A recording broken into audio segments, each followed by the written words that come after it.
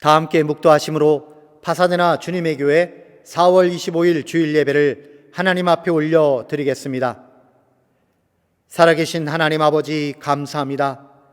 매일 계속되는 하나님의 은혜의 손길과 어떠한 환난이라도 담대하게 이겨나갈 수 있는 지혜와 용기를 내려주시니 감사합니다. 저희들이 하나님의 뜻을 따라 항상 기뻐하고 쉬지 말고 기도하고 범사에 감사하는 인생이 되기를 원합니다.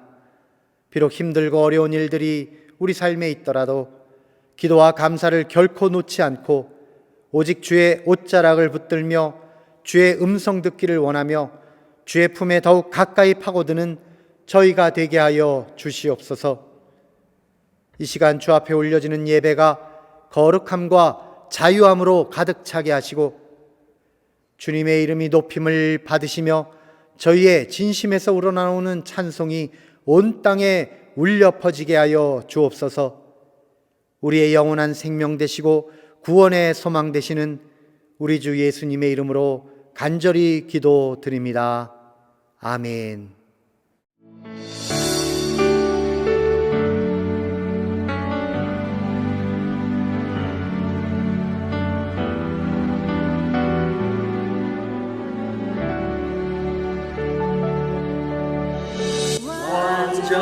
완전하신 나의 주, 그의 길로 날 인도하소서. 행하신 모든 일 주님의 영광 다 경배합니다.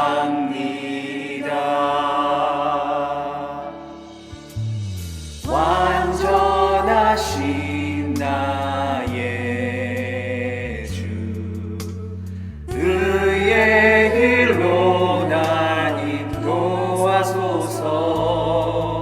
행하신 모든 일 주님의 영광 다 경배합니다. 예배합니다. 찬양합니다. 주님만 날 다스리소서.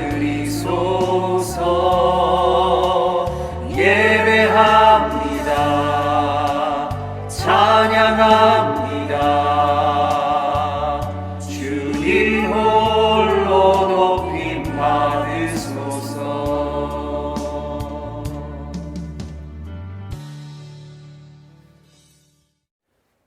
이 시간 교동문 77번 요한복음 3장을 저와 여러분이 함께 봉독하여 올리겠습니다. 하나님이 세상을 이처럼 사랑하사 독생자를 주셨으니 이는 그를 믿는 자마다 멸망하지 않고 영생을 얻게 하려 하심이라. 하나님이 그 아들을 세상에 보내신 것은 세상을 심판하려 하심이 아니요 그로 말미암아 세상이 구원을 받게 하려 하심이라. 그를 믿는 자는 심판을 받지 아니하는 것이요 믿지 아니하는 자는 하나님의 독생자의 이름을 믿지 아니하므로 벌써 심판을 받은 것이니라. 그 정죄는 이것이니 곧 빛이 세상에 왔으되 사람들이 자기 행위가 악함으로 빛보다 어둠을 더 사랑한 것이니라. 악을 행하는 자마다 빛을 미워하여 빛으로 오지 아니하나니 이는 그 행위가 드러날까 하며 진리를 따르는 자는 빛으로 오나니 이는 그 행위가 하나님 안에서 행한 것임을 나타내려 함이라 하시니라. 아멘.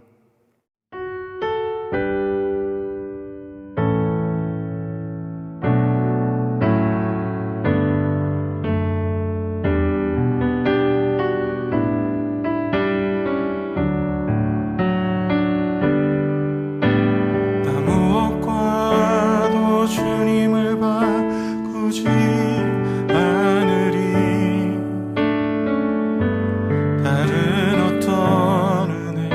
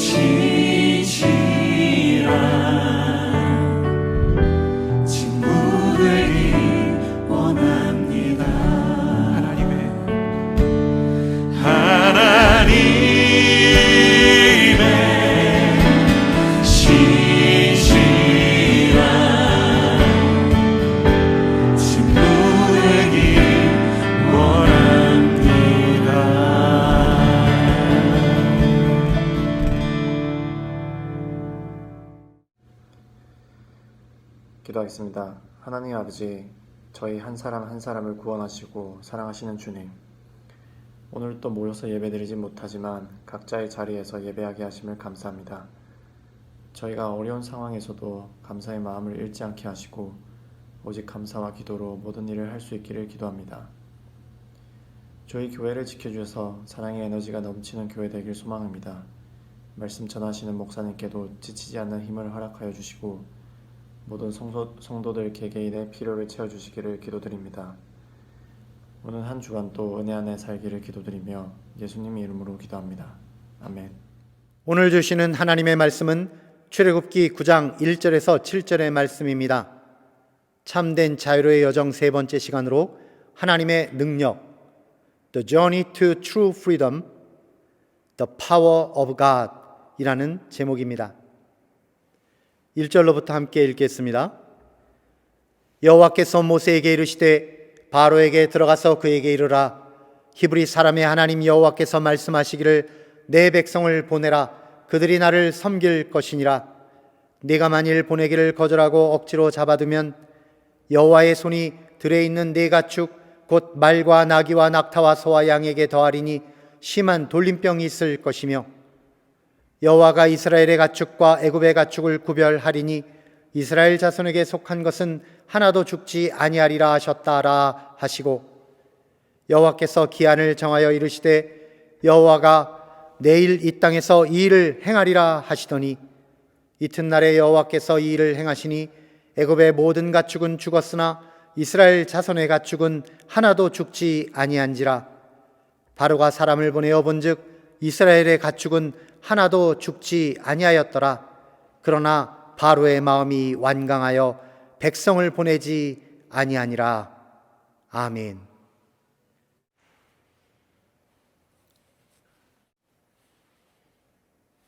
할렐루야. 사랑하는 성도 여러분, 반갑습니다. 오늘도 주님이 주시는 말씀을 통해서 저와 여러분의 가정에 하늘의 평강과 축복이 함께 하시기를 주님의 이름으로 축원드립니다. 오늘 말씀의 제목은 참 자유로의 여정 세 번째 시간으로 하나님의 능력, The Journey to True Freedom, The Power of God 이라는 제목입니다.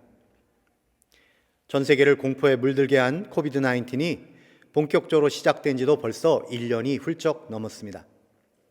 전 세계 감염자 수도 공식적으로만 1억 4,500만 명이 넘었고 사망자 수도 300만 명이 넘어섰습니다. 참으로 끔찍한 세계적인 대재앙이라고 하지 않을 수가 없는 것이죠. 하지만 다행히도 회복자 수도 1억 2,300만 명이나 됩니다. 백신의 개발 그리고 코비드-19을 대처하는 의료진의 기술과 경험이 발전을 해서 사망률을 대폭 줄였습니다. 특별히 대한민국은 K-방역이라 불리는 철저한 관리를 통해서 세계적으로도 이 코비드-19에 대해서 가장 안전한 국가 중에 하나다라고 알려지게 되었죠. 미국의 경우는 백신의 활발한 보급으로 인해서 바이든 대통령은 올해 4th of July, 즉 7월 4일 독립기념일에 코로나로부터의 독립을 선포한다라고 장담을 했습니다. 우리는 우리를 압도하는 대재앙을 만나게 되면 두 가지 두려운 마음을 갖게 됩니다. 하나는 자연에 대한 두려움이고요. 다른 하나는 하나님께 대한 경외함을 갖게 되는 것이죠. 자연에 대한 두려움이라고 하면 우리가 이 자연에 대해서 너무 몹쓸 짓을 많이 해서 자연이 우리에게 복수를 할 것이다 라고 생각하는 것입니다. 우리가 그저 우리의 생활의 편리와 부요를 추구하다가 자연을 너무 심하게 훼손을 시키게 되면서 자연이 몸부림을 치는 것이죠. 괴로워서. 그래서 우리 인류를 향해서 카운터펀치를 날렸다. 우리에게 고통을 대갚아준다라고 생각하는 것입니다. 하나님에 대한 경외함이라고 하면 하나님을 사랑하되 두렵고 떨리는 마음으로 하나님을 대하는 것을 뜻합니다. 이 세상에서 일어나는 모든 일에는 우연이 없는 것이고 다 하나님의 주관하에 있는 것입니다. 그렇기 때문에 우리가 겪고 있는 이 세계적인 대재앙에는 그냥 일어나는 것이 아니라 하나님께서 우리들에게 내려주시는 인격적인 메시지가 있다라고 하는 것입니다. 그러므로 우리는 이러한 팬데믹을 겪을 때에 진심으로 하나님을 두려워하고 우리 자신의 삶을 돌아볼 줄 알아야 하는 것이죠. 우리는 겸손히 피조물이다라는 사실을 인정하고 하나님께서 창조주이심을 인정하고 그래서 하나님을 경외하는 것입니다. 성경에 나오는 기사들 중에서도 그러한 대재앙이 연속해서 닥쳐오는 두렵고 떨리는 장면들이 여러 곳에 나타납니다. 그리고 그 대표적인 사건이 바로 지금으로부터 3,500여 년 전에 애굽 땅에 내려진 10가지 재앙인 것입니다. 그런데 그러한 10가지나 되는 재앙이 애굽 땅에 닥칠 수밖에 없었던 이유가 무엇인지 아십니까? 애굽의 바로왕, 즉 애굽의 최고 지도자가 그러한 재앙을 겪으면서도 조금도 하나님을 경외할 줄 모르고 오히려 그 마음이 강팍해져서 자신의 교만한 길을 계속 갔기 때문입니다. 그러므로 우리는 그 당시 세계의 가장 크고 강대한 나라였던 이 애굽에서 일어나는 대재앙을 연구하면서 하나님의 능력은 얼마나 크고 위대한가라고 하는 점과 그에 비해서 연약하고 부족한 인간의 마음은 또 얼마나 어리석은가 강팍한가에 대해서 알아보도록 하겠습니다. 그리고 결론적으로 진실로 참된 자유가 무엇인지, 그 자유를 가진 사람은 어떤 사람인지를 이 시간 깨닫는 소중한 시간 되시기를 바랍니다. 그럼 먼저 애굽에 내려진 10가지 재앙이 일어나게 된 배경, 그리고 각 재앙이 가지게 된 특징이 무엇인지를 간단하게 살펴보겠습니다.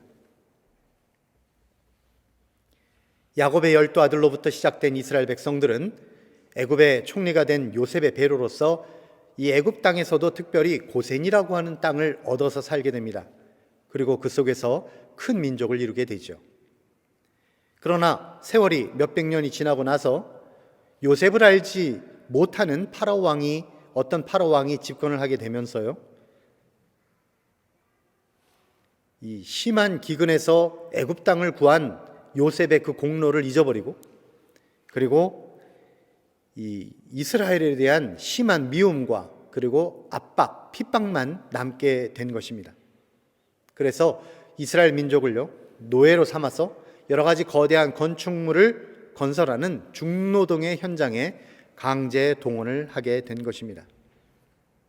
그러한 때에 하나님께서는 고통 가운데 빠진 이스라엘 민족의 기도 소리를 들으셨습니다. 그리하여 이스라엘 민족에게 참된 자유를 부여하고 자유롭게 하나님 앞에 예배할 수 있도록 하기 위해서 하나님은 그의 종 모세를 애굽 왕 바로에게 보내신 것입니다. 그러나 바로 왕은요, 하나님의 제안을 이런지하에 거절했지요. 결국 하나님께서는 애굽 땅에 10가지 재앙을 내려 보내심으로써 폭군 바로 왕의 강팍한 마음을 깨트리신 것입니다. 하나님께서 애굽 땅에 내리신 10가지 재앙을 간단하게 정리를 하자면 이렇습니다.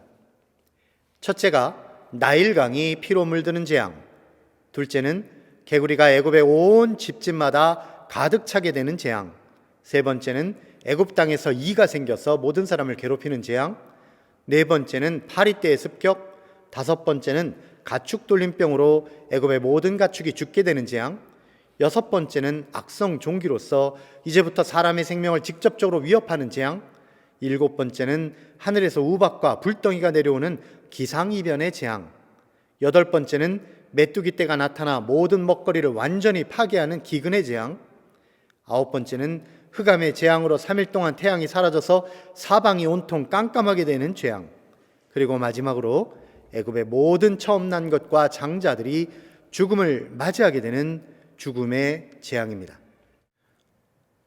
이러한 재앙에는 몇 가지 특징이 나타나 있습니다. 그 중에 우리가 세 가지 정도를 살펴보겠는데요. 첫째는 이러한 재앙은 바로 왕과 애굽 신들에 대한 심판이다라는 것입니다. 지금 재앙이 일어나고 있는 나일강이라든지 아니면 개구리 혹은 곡식이 익어가는 땅, 그리고 태양 등에는 모두 애굽의 신들의 이름이 붙어 있습니다. 바로 왕은 자신이 애굽 신들의 아들이라고 주장을 했고, 또 모든 애굽 신들이 다 자기를 돕고 있다고 여겼기 때문에 여호와 하나님을 전혀 두려워할 필요가 없다라고 생각하고 있었습니다. 그리고 애굽 백성들은 그러한 애굽의 신들이라고 하는 전체적인 시스템을 이용해서 이스라엘 수백만 백성을 노예로 삼았고 자기들의 편의를 위해서 사람들을 비인격적으로 비인간적으로 마구 이용하며 살았던 것입니다. 그러므로 하나님께서는 이러한 10가지 재앙을 통해서 바로 왕과 애굽 신들이라고 하는 거대한 착취 시스템을 심판하셨던 것이죠.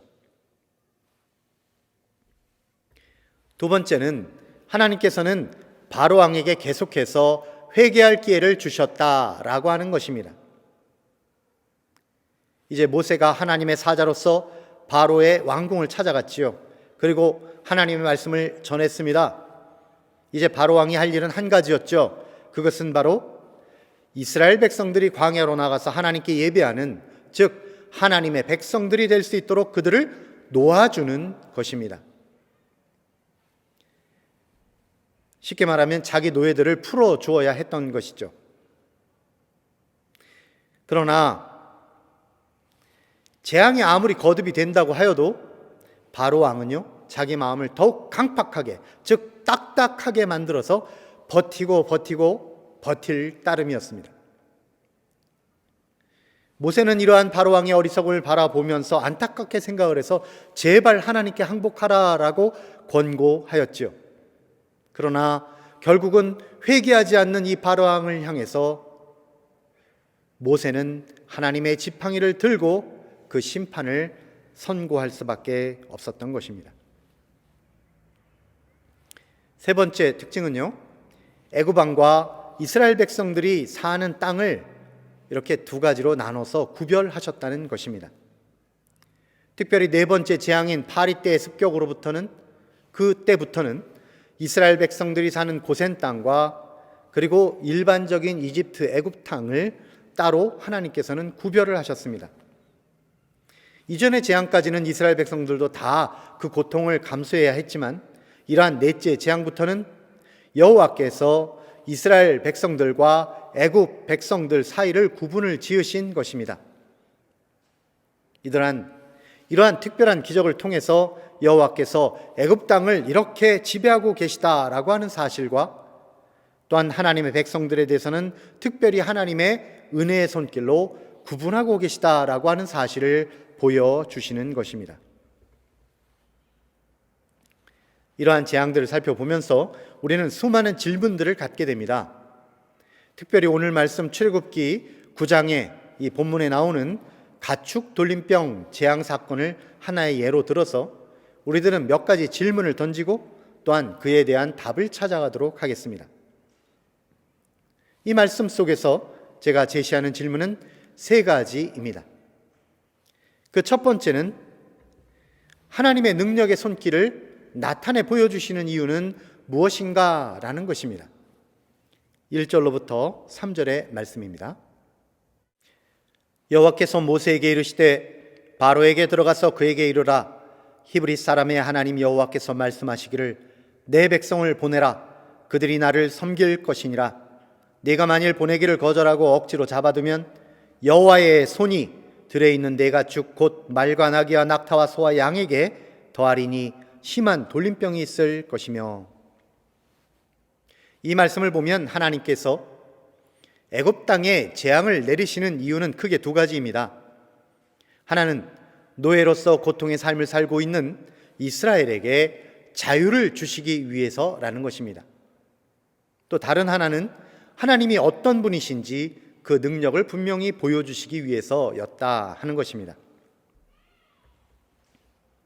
그 당시 애굽은 수백만 명의 이스라엘 백성들을 노예로 삼아서 그 인격과 노동력을 착취하여 자신들만 그 영광과 부를 누리고 있는 참으로 악한 시스템을 가지고 있었습니다.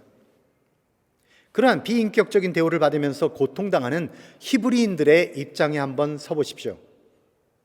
그러면 이 문제가 얼마나 심각하며 해결할 수 없는 거대한 부조리이구나 라고 하는 사실을 절실하게 깨닫게 될 것입니다.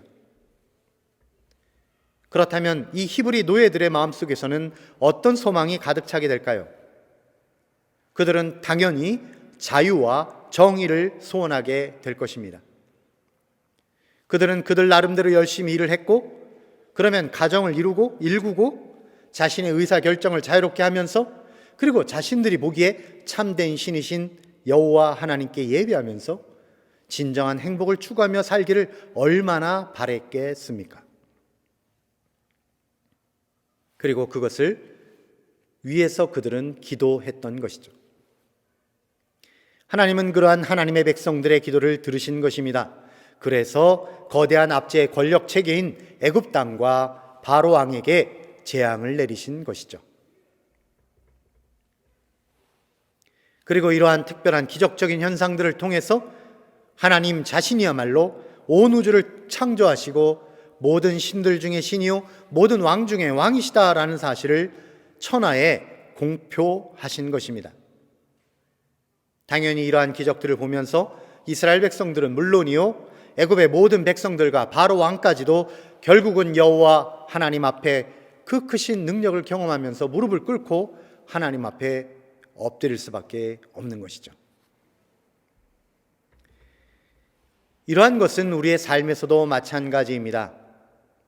우리들은요 일반적으로 우리 자신의 경험과 지식의 틀, 어떤 한계 안에 갇혀서 살고 있습니다.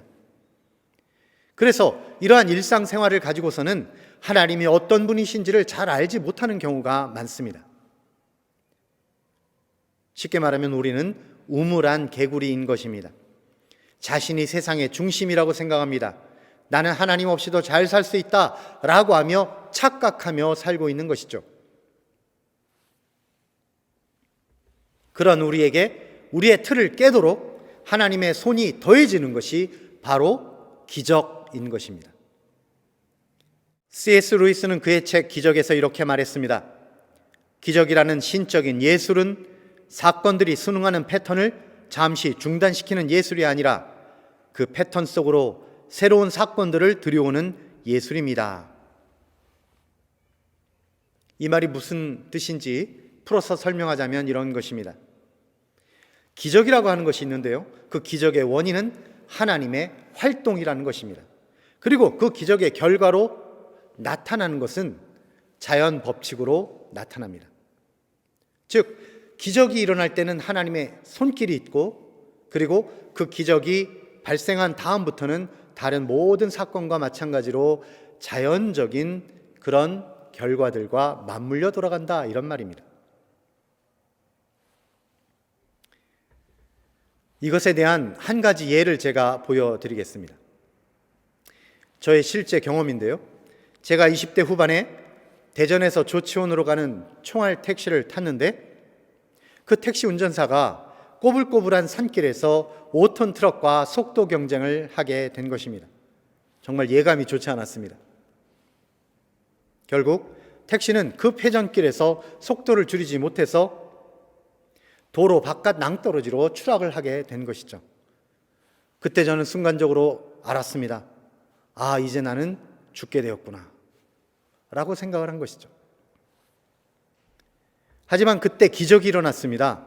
마치 누군가가 이 택시를 안전하게 받아 올리는 것처럼 택시는 천천히 반 바퀴만 굴렀고요, 택시 운전사 그리고 저 앞에 탄 저와 뒤에 앉았던 어떤 부부 모두가 아무도 다치지 않고 그 도로 아래쪽으로 아주 편안하게 안착을 했던 것입니다. 여러분은 어떻게 생각하십니까? 어떻게 제가 생환하여 오늘날까지 살아있는 이 상황, 제가 지금도 말하고 있지 않습니까? 이것은 그저 자연적인 상황입니까? 아니면 기적의 결과입니까? 물론 어떤 자연적인 혹은 과학적인 설명을 할 수도 있을 것입니다. 그때 택시 기사가 기지를 발휘해서 택시가 멋지게 안착할 수 있도록 운전을 잘했다든지, 아니면 그 아래 낭떠러지로 떨어질 때 경사진 부분에 풀숲이 우거져서 택시의 낙하 속도를 줄여주었다든지 하는 자연 법칙으로 설명할 수도 있을 것입니다. 그러나 그것은 어떤 기적의 원인으로 일어난 결과에 대한 설명일 뿐이라 하는 것입니다. 직접 그 상황을 경험한 저로서는 그러한 기적의 원인을 분명히 알고 느낄 수밖에 없습니다. 그러한 기적의 원인은 무엇입니까? 바로 보이지 아니하시는 하나님의 능력의 손길이었던 것입니다. 그렇다면 그러한 기적을 겪은 제가 다짐하고 또 다짐해야만 하는 것이 무엇입니까? 나는 그때 그 자리에서 죽었을 수도 있으나 하나님께서 그러한 기적의 손길로 나를 구출해 주시고 나의 그 이후의 생명을 남겨주신 이유가 있다라는 것입니다. 그 이유는 바로 내가 하나님의 일을 위해서 섬기는 하나님의 일꾼이 되어야 하겠다 라고 하는 사실을 마음속에 결심하도록 하기 위해서였다는 것입니다. 즉 제게 남아있는 할 일이 있었기 때문이라는 것이죠. 이것이 바로 그날 그때 저에게 기적 하나님의 능력이 나타났던 이유인 것입니다. 그리고 기적을 체험한 저는 그것을 분명히 알고 있는 것이죠. 이와 같이 애굽에 내려진 10가지 재앙을 보면서 우리가 묻게 되는 여러 가지 질문이 있는데, 첫 번째 질문이 하나님의 능력의 손길을 나타내시는 이유가 무엇이었을까 하는 것이라면, 두 번째는요, 하나님의 능력이 나타날 때 사람의 기도는 어떤 역할을 하는가라는 것입니다. 4절과 5절 말씀을 읽겠습니다. 여호와가 이스라엘의 가축과 애굽의 가축을 구별하리니 이스라엘 자손에게 속한 것은 하나도 죽지 아니하리라 하셨다라 하시고, 여호와께서 기한을 정하여 이르시되 여호와가 내일 이 땅에서 이 일을 행하리라 하시더니, 여기서 우리가 주목해야 할 단어들은요, 바로 구별하셨다는 것과 내일 재앙이 일어날 것이다 라는 것입니다. 이것은 곧 어떤 특정한 장소와 시간을 하나님께서 지정하셔서 기적을 일으키셨다는 것이죠. 그리고 또한 오늘 본문에는 그것이 나타나지 않았지만 앞장에 나오는 여러 가지 그 앞에 있는 재앙들을 우리가 면밀히 살펴보면 이러한 재앙이 멈추게 되는 시점조차도 모세가 특정한 어떤 시간이었다는 것입니다. 바로 모세가 기도한 그대로 기적이 일어났다는 것이죠. 즉 재앙이 시작되거나 멈추게 된 어떤 모든 사실들은 자연적으로 그렇게 된 것이 아니라 하나님께서 결정하시고 또한 모세가 간절히 기도한 그대로 이루어졌다라는 것입니다. 참으로 놀라운 일이 아닙니까? 하나님께서 그 능력을 나타내실 때 그 기적의 특징이 있었다는 것이죠. 그것은 구별이라는 것인데요, 그 구별이라고 하는 것은 특정한 장소와 시간을 정하셨다라는 것인데요, 그것은 하나님의 결정과 또한 사람의 기도가 합쳐져서 이루어진다라는 것입니다. 그러므로 기적에는 기도자의 기도가 영향을 끼친다는 것을 우리가 알게 되는 것입니다. 그러한 한 예를 들자면, 중국이 개방되고 그 땅에 복음이 들어갈 수 있었던 이유를 우리가 연구하고 찾아볼 때요, 보통의 일반인들은 그저 통계나 이런 것을 연구하면서 정치적으로나 경제적인 상황이 그렇게 되어지게 한 것이다 라고 여겼습니다. 하지만 중국의 주계 장막이 거치게 해달라고 기도한 사람들은 어떻게 해서 그런 기적이 일어났는지를 알고 있습니다. 그것은 바로 진실한 기도자들, 그들의 기도로서 하나님께서 능력의 손길을 펼치셨기 때문인 것이죠. 기적이라고 하는 것은 하나님이 행하신 특별한 사건입니다. 그런데 그러한 기적 속에는 중요한 사실이 하나 숨겨져 있습니다. 그것은 바로 우리들이 행하는 기도의 결과로 그러한 기적이 나타난다라는 것입니다. 다만 우리들의 눈으로 볼 때에는 그냥 시간상의 순서로 볼 때에 그것이 모순되게 보인다라는 것뿐이죠. 왜 우리들의 눈으로 봤을 때는 그것이 뒤죽박죽으로 보일까요? 우리는 낮은 차원의 세계에서 살고 있기 때문입니다. 우리는 시간의 흐름 안에서 기도하고 있기 때문이죠. 그러나 하나님의 응답은 더 높은 차원에서, 즉 이 시간을 초월하시는 영원의 세계에서 기도에 응답하시기 때문입니다. 쉬운 예를 하나 들겠습니다. 우리가 어떤 의학 진찰에 대해서 그 결과에 대해서 기도를 할 때요, 우리 주위에 누가 암에 걸리셨다, 그래서 그를 위해서 우리가 중보기도 한다라고 할 때요, 우리들은 이렇게 생각할 수도 있을 것입니다. 우리가 아직 몰라서 그렇지 그 사람이 더 살게 될지 않게 될지는 이미 결정난 사건 아닌가? 라고 생각하는 것입니다. 그러나 일반적인 그러한 사람의 생각에 따라 우리가 기도하기를 멈출 이유가 전혀 없습니다. 물론 그 사건은 분명 이미 창세전에 결정되어 있습니다. 그러나 하나님께서 그것을 결정하시는 일에 있어서 고려하신 아주 중요한 일 중에 하나가 바로 그 사건이 일어나게 하는, 그 사람이 회복되게 하는 아주 중요한 요소는 바로 우리가 드리는 이 기도에 있다라고 하는 것입니다. 하나님은 시간 위에, 즉 더 높은 차원에서 우리가 지금 시간의 흐름 속에서 인식할 수 있는 바로 이 기도라고 하는 사건을 하나님이 받으시고 들으셔서 그 영원 안에서 이 문제에 대한 응답을 하신다라고 하는 것입니다. 우리는 세 번째 질문을 하게 됩니다. 그것은 하나님께서 바로왕의 마음을 강팍하게 하셨다라고 했는데, 그렇다면 그 결과로 나타난 재앙의 책임은 누구에게 있는가라고 하는 질문입니다. 7절 말씀을 읽겠습니다. 바로가 사람을 보내어 본즉 이스라엘의 가축은 하나도 죽지 아니하였더라. 그러나 바로의 마음이 완강하여 백성을 보내지 아니하니라. 오늘 본문에서 보면 바로가 자기 마음을 강팍하게 했다라고 되어 있습니다. 즉 강팍하게 마음을 먹은 주체는 바로왕 자신이죠. 그러나 하나님께서 모세를 통해서 여러 가지 이 재앙을 행하실 때마다 그 앞에 있는 것들을 보면 하나님께서 모세에게 미리 말씀을 해주십니다. 바로 하나님께서 바로왕의 마음을 강팍하게 하셨다라고 하시는 것이죠. 이해할 수 없는 일입니다. 하나님께서 마음을 강팍하게 하시고, 그리고 나서 바로가 이렇게 마음을 강팍하게 하니까, 그러니까 그 바로에게 재앙을 내리셨다. 그러면 이게 어떻게 된 일입니까? 이러한 말씀은 우리들을 고전적이고 역사가 오래된 논쟁에 빠져지게 합니다.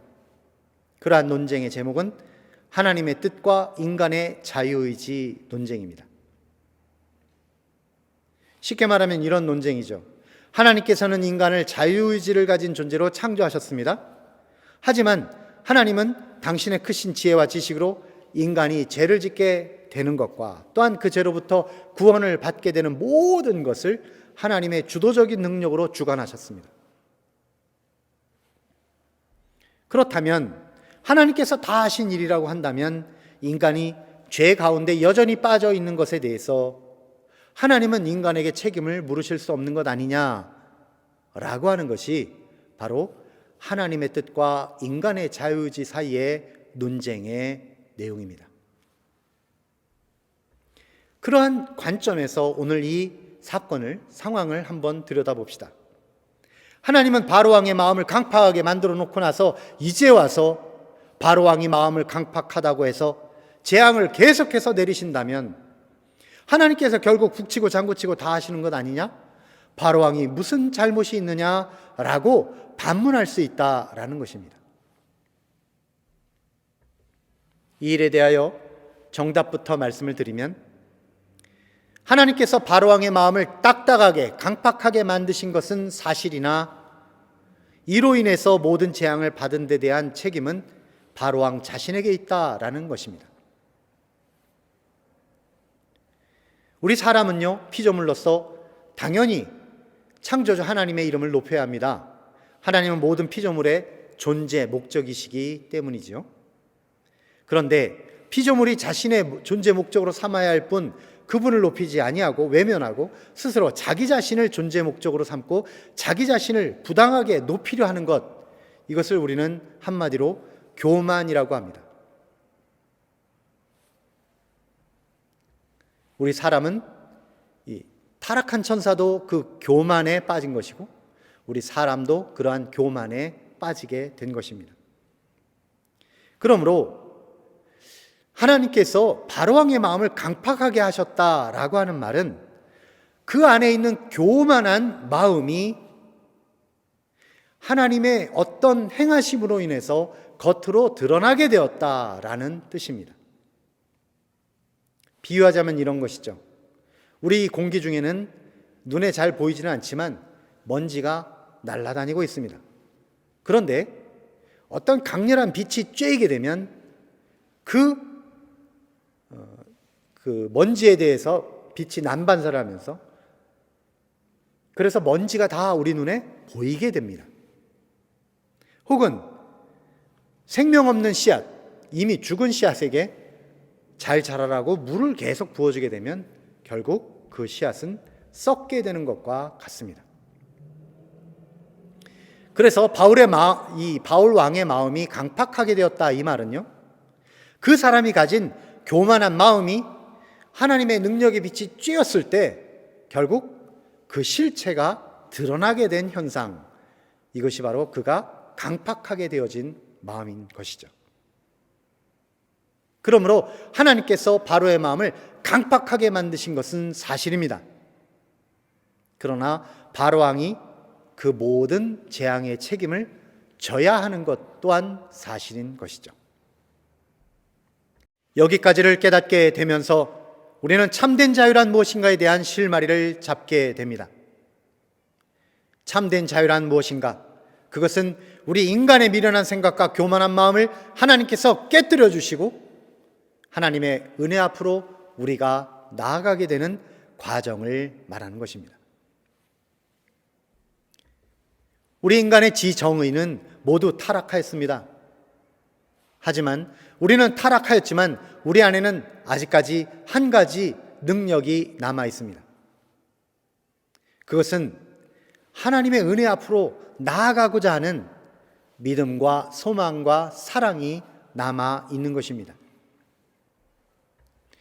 우리가 하늘의 일, 빛의 일을 알아채는 영적 기관, 그것은 우리의 범죄로 인해서 모두가 파괴되어 버렸지요. 그래서 우리는 천국문을 향해 가고 싶어하는 소망의 마음은 있지만 그것을 알아보는 눈은, 그 능력은 없었던 것입니다.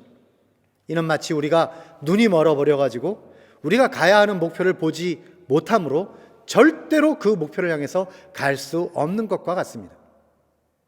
그러므로 우리는 실로 자유하지 못한 인생이 된 것이었죠. 그러나 그러한 우리들에게 하나님의 은혜가 임했습니다. 하나님의 주권적인 은혜로 우리 주 예수 그리스도의 십자가와 부활로 하나님께서 우리를 다시 눈뜨게 하신 것입니다. 그래야 우리는 이제 하나님의 사랑과 진리를 그것이 무엇이구나 라고 하는 사실을 알아볼 수 있게 된 것입니다. 이제 우리에게 남아있는 것은 하나입니다. 그것은 우리가 우리의 자유의지를 사용하여서 우리가 보는 그곳 하나님의 나라를 향해서 우리의 마음과 뜻과 정성을 다하여 달려가는 것입니다. 우리는 하나님의 크신 은혜 가운데에서 하나님의 나라를 향해서 달려갈 수 있게 되었습니다. 이것이 바로 우리가 누리는 참된 자유인 것이죠. 기도하겠습니다. 살아계신 하나님 아버지, 감사합니다. 저희들에게 진리와 영원한 생명에 이르는 길을 가르쳐 주시기 위하여 세상의 취에 잠들어 있지 않도록 늘 깨어있게 하시고 환난 속에서도 하나님의 메시지를 알아듣게 하시니 감사합니다. 늘 주님의 말씀 앞에 경청하며 하늘의 일을 깨닫게 하시고 주님의 기적과 은혜를 바라며 기도하게 하시고 주의 성령께서 저희들의 모든 발걸음을 지도하여 주시옵소서. 그리하여 참된 자유를 향한 인생 여정을 흔들림 없이 전진하여 갈 수 있도록 저희를 지켜 보호하여 주시옵소서. 예수님의 이름으로 기도드립니다. 아멘.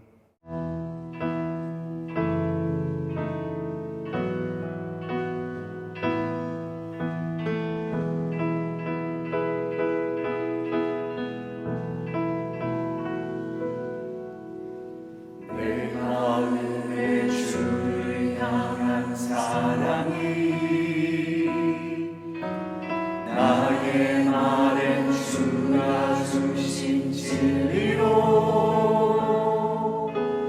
나의 눈에 주의 눈물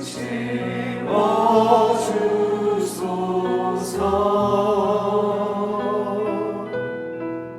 내 입술에 찬양의 향기가 내 입술에 찬양의 향기가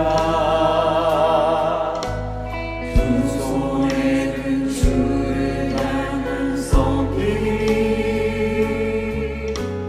나의 삶의 주의 흔적 남게 하소서.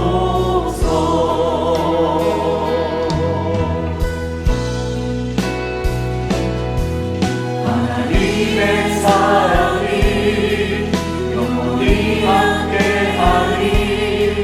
십자가의 길을 걷는 자에게 순교자의 삶을 사는 이에게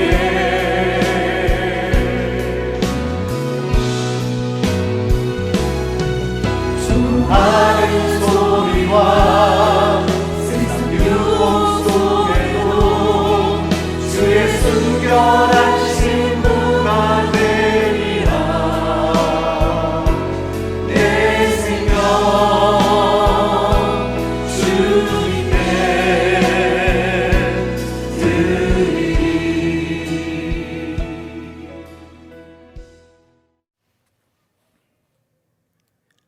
이제는 축도로서 모든 예배를 마치겠습니다.